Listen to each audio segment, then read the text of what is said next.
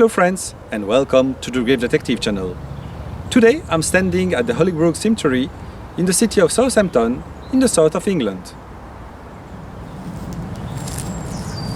The grave we are visiting today is the grave of Frederick Fleet.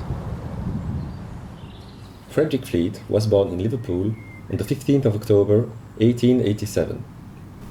He never knew his father, and his mother Alice Fleet abandoned him in 1890 to go and make a life for herself with a new partner in the United States. Frederick was thus raised by different foster families or distant relatives. At the age of 12, Frederick was sent to a training ship. He became a deck boy in 1903 before becoming a naval seaman.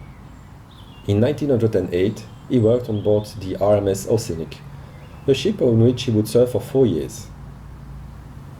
On the 10th of April 1912, he joined the crew of the RMS Titanic as a lookout.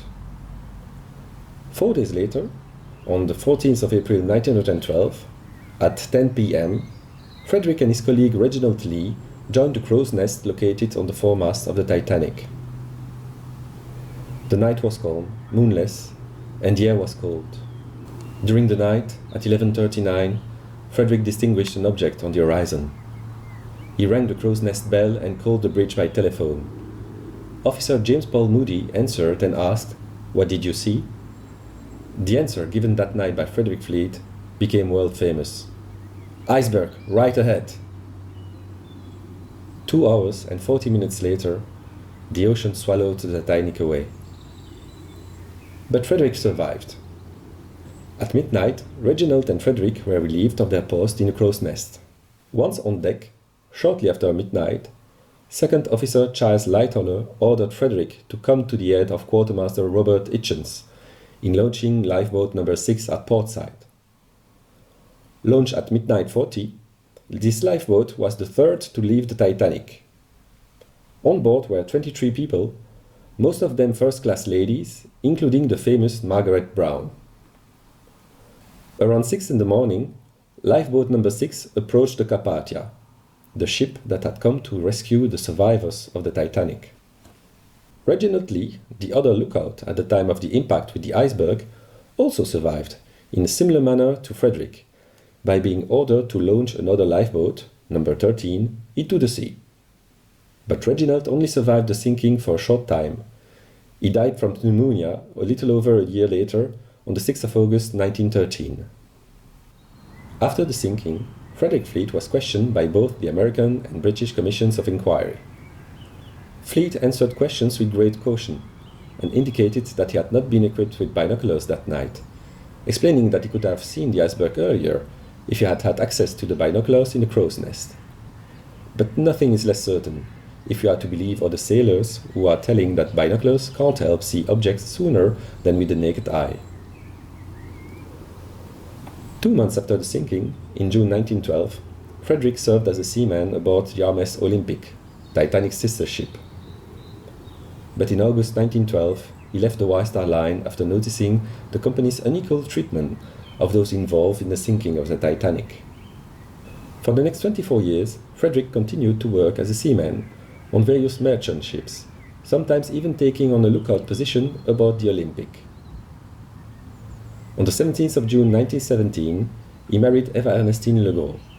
The couple had a daughter, Dorothy Frederica Ernestine, born on the 24th of November 1918. In 1936, Frederick began working ashore, first for Arland and Wolff in Southampton, and later for the Union Castle Mail Steamship Company. At the end of his life, Frederick worked part-time as a newspaper seller and lived with his wife and her brother, Philippe Legros, in the latter's house. At the end of his life, he also had many contacts with the Titanic Historical Society, an organization whose goal is the preservation of the history of the Titanic. On the 28th of December 1964, Eva Ernestine died at the age of 73. The brother-in-law Philip then decided to throw Frederick out of his house. Now homeless and most likely suffering from depression, Frederick returned to his brother-in-law's house. His hanged body was found on the 10th of January 1965 in the garden of the house. A letter explaining his actions was found by the police.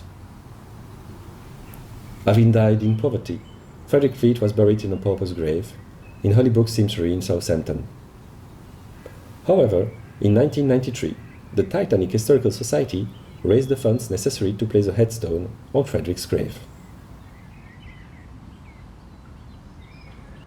The Titanic had approximately 900 crew members. Nearly 700 of them died during the sinking.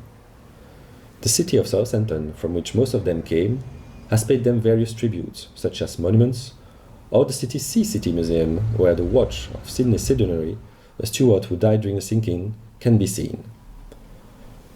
A special room in this museum also pays tribute to the crew by using red dots marking the addresses of the deceased crew members on a map of the city.